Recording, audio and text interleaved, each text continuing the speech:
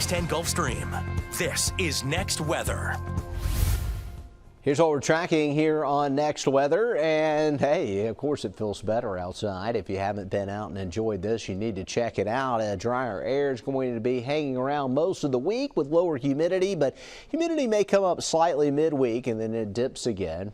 Because the air is dry, we have very low rain chances and doesn't help much with the drought conditions.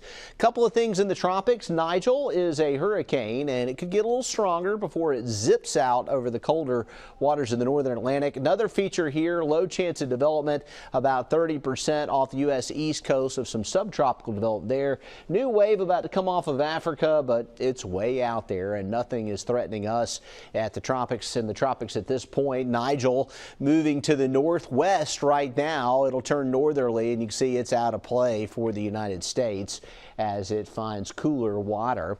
Tonight will be a treat across our area. Some of the coolest weather we've seen since late May, down to around 62 in Mobile and Fairhope tonight, 62 in Theodore. Inland spots a little cooler, Mount Vernon at 59 and 67 in Gulf Shores tonight. Our panhandle temperatures could be as cool as 57 in Crestview, 65 in Fort Walton Beach, 61 in Milton and 68 in Pensacola.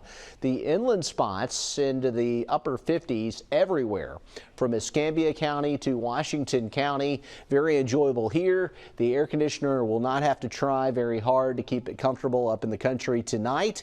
And looking at here as we check it out in Greene and George counties, low 60s. Looks wonderful. Pascagoula at 67. Today's temperatures, this morning we were at 64 by comparison.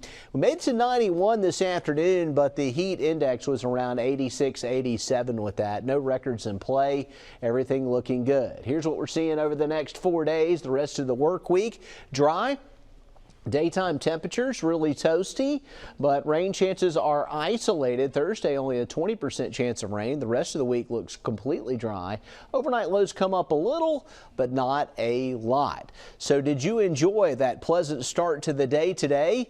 Did you think that maybe it was a true taste of fall? Meteorologist Matt Barentine has a look at when that fall feel may continue to affect the area.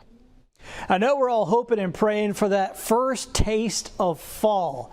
When will it get here? Well, first off, what do I mean by that fall feel? Well, for me, it means that the highs are in the 70s and not because it's rained all day, just because it's a pretty day in the 70s, and the lows in the morning in the 50s. That's a real fall feel. Now, when does that typically happen for us? Well, the last few years, it's actually happened towards the end of September. There have been other years, though, where it doesn't happen until quite a bit later in October. And keep in mind, typically what happens, too, is you get a couple of nice days, and then we warm back up. We might go through a couple of false falls before we fully move into fall. But this is generally when they first happen. How about this year? Remain quite hot, probably through the end of the month here of September. So it's almost certain to be an October year before we first really get into that real fall feel.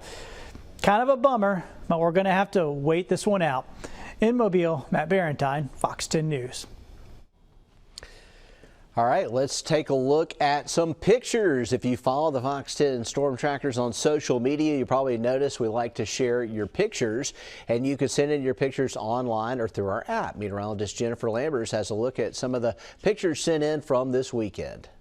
Luckily, this past weekend, it was pretty nice across the Gulf Coast, and we had some great photo submissions on our Fox 10 weather app and our Fox 10 website. So I just want to go ahead and share some of those. The first one was from Sharon Smith down in Orange Beach. I mean, just take a look at how beautiful those water conditions are. And even later in the day, Sharon submitted another photo with us of a beautiful sunset right over the sea oats there. So again, we love to see your photos here on Fox 10. We share them on air and online. So going through some other ones that we saw, a beautiful sunset just a few days ago in Grand Bay from Gail Rose, and also this thunderstorm that pushed through Dauphin Island sent in by Jody. Now, just a reminder that we are always wanting your submissions for some of your photos. So just a reminder that you can do this right in the palm of your hand through the Fox 10 weather app. Just open up that app and scroll to the bottom, and down there you will see that submit your photos button. share them with us. No matter what it is, we want to see them, and we want to share those on air and online. You can also submit those on fox10tv.com under the Studio 10 tab.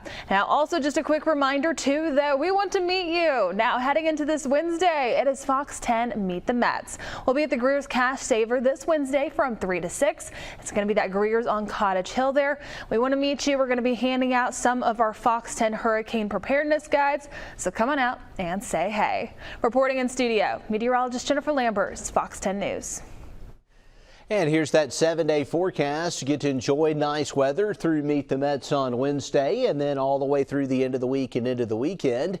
Daytime highs are going to be close to 90. Overnight lows will be solidly in the 60s across the board. So it looks like late summer weather is certainly here. Maybe not fall yet, but certainly feeling that way. And the morning's early for the first couple of hours. Fall officially begins on Saturday, according to the calendar. Thanks for joining us here on Next Weather.